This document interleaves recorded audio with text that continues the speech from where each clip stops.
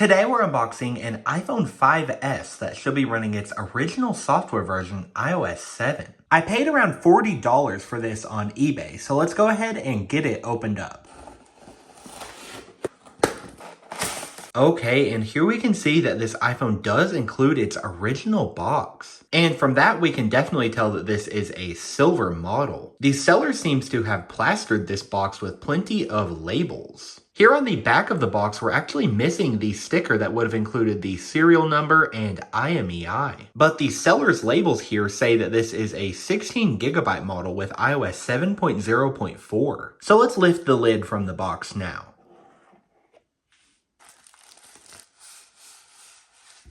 And here is that silver iPhone 5S. It's looking to be in pretty okay condition so far. And turning the device over, it looks like the screen, wow, is in really excellent shape. I'm really not seeing any scratches on this glass. And the rest of the device is looking really good with no major dents or nicks. Also here in the box, it appears that the seller has included an Apple sticker from a newer iPhone model. And they've actually included a really old set of Apple earbuds. They do appear to be brand new though. These earbuds actually shipped with the iPhone 4S and older. We have a 5-watt USB-A power adapter here that appears to have been slightly used. And lastly, we get a Lightning to USB-A cable. So now let's see if this iPhone has any battery power.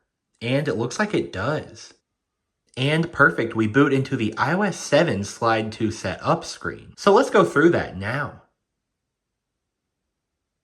And there we go, we've made it through the activation process. During setup here, we're getting a prompt to set up the Touch ID sensor, which is really cool because the iPhone 5S was the very first model to feature it. So we'll go ahead and set that up. And the sensor appears to be working. I'm getting a very intense vibration with every scan, as this was much before Apple started using the Taptic engine that provided a much more subtle vibration. And there we go, we are met with the iOS 7 home screen and a prompt to update to iOS 12. Let's go into settings and confirm which version of iOS 7 we have.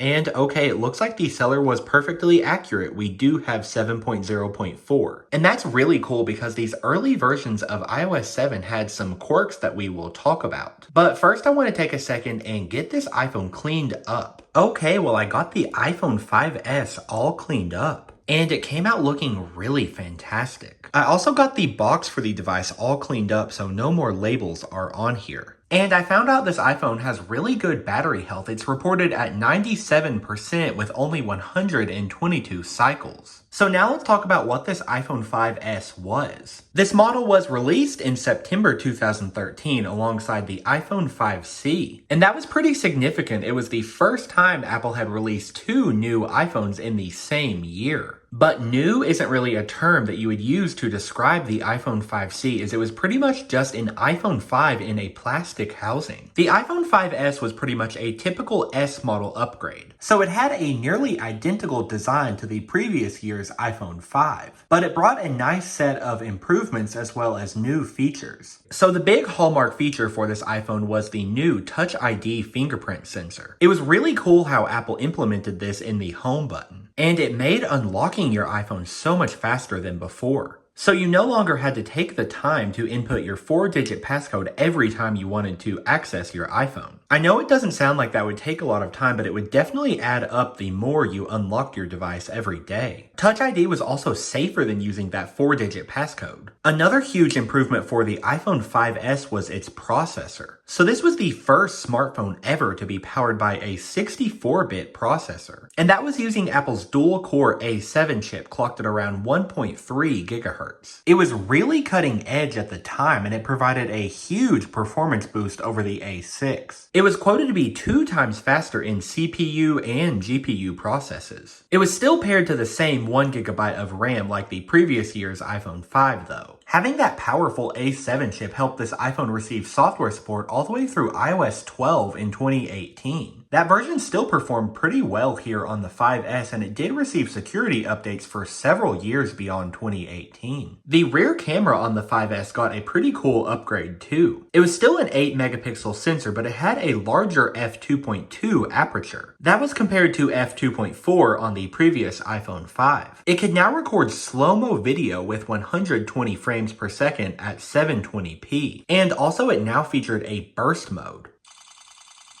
There was now a dual-tone flash with white and amber, and you can see overall on the 5S the camera just has a simplified look. The regular iPhone 5 had these metal rings around the flash and camera, as well as a more oval-shaped microphone. The front-facing camera on the 5S just got a slight upgrade. It was still 1.2 megapixels, but it had some new optics that provided better images. And this is a really small detail, but the iPhone text on the back of the device was now much thinner. Something else really cool about this iPhone is that it was the first model to be offered in that gold color option. You could also get it in a new space gray color or the traditional silver like I have here. That gold model, though, was really the one to get. I remember it was in such high demand back in 2013, and most users couldn't get their hands on one at launch. This model was available in 16, 32, or 64 gigabyte storage configurations, and it started at the price of $649. And this 5S was officially discontinued in March of 2016 with the release of the first generation iPhone SE. That first generation SE really shared the same design as the 5S. Although I am a little bit skeptical of that March 2016 discontinuation date, as I've definitely seen the 5S for sale before with a box that depicts iOS 10. And that really doesn't add up because iOS 10 was released in September 2016. So leave me a comment below if you have any information regarding that. I would say that maybe because some prepaid carriers were selling the 5S beyond its discontinuation date. So now let's turn our attention to iOS 7 on this device specifically. So this version is most known for bringing the first big visual change to iOS. The previous version here, iOS 6, still looks super similar to what launched with the original iPhone. The UI for iOS 6 had a lot of depth where the digital elements mimicked real-life objects. But iOS 7 here traded that all for a very flat and modern look. So taking, for example, the compass application, you'll see that iOS 6 has wooden details as well as a real-life compass depicted on the screen, while iOS 7 has a very plain digital look. And examples of that really could go on forever. The notification center on iOS 6 has a linen background, while iOS 7 just has a very simple blur. But aside from the visual changes to iOS 7, there were some really helpful new features. Definitely the most important of which was the control center. This was available with just a swipe up from anywhere in the UI. I remember back in 2013 being most thrilled about the addition of a built-in flashlight. With iOS 6 and older, you actually had to get a whole separate application to use a flashlight. And the multitasking experience with iOS 7 was greatly improved. So you would now receive full screen previews of the applications. With iOS 4 through 6, you would only get a preview of the application icon. And with iOS 7, you could simply close applications by swiping them upward. On iOS 6, you had to hold down on them and then press these really small minus buttons. Something else I really enjoyed about iOS 7 was the addition of this slide back feature. This could be used in apps like Settings and Safari to quickly go back a page. And aside from all the translucent effects in iOS 7, there was also something else called parallax. And that was basically an effect that moved the wallpaper so it appeared that your application icons were floating. It's kind of hard to get that to come across, but hopefully you can see the effect I'm talking about. iOS 7 also had a new set of text tones and ringtones. I remember I thought these new sounds were so cool back when iOS 7 launched. I'm pretty sure I was rocking this popcorn text tone for quite a while. Also on the topic of sounds, iOS 7 brought the new charging sound. Previously with iOS 6, it sounded like this.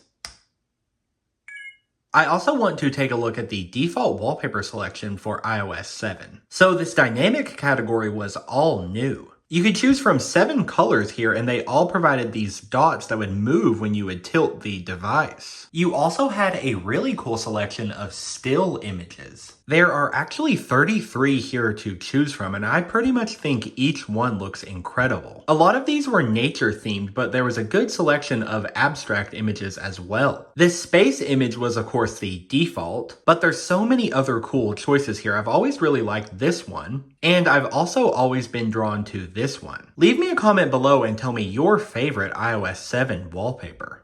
Another random iOS 7 tidbit is that the hands on the clock would now actually move according to the real time. With iOS 6, it was just always stuck on 10:15. I was in middle school when iOS 7 launched, and I remember really liking this feature. The bell system at my school was perfectly synced up, so I could watch this second hand on the clock, and the bell to switch classes would ring right when it hit the 12. iOS 7 brought the AirDrop feature as well as iCloud Keychain and the controversial activation lock. Unfortunately, the App Store no longer works on this version. It will still load content, but it unfortunately will not let you sign in to download the applications. Let's try out Siri on iOS 7. What were this week's MLB scores?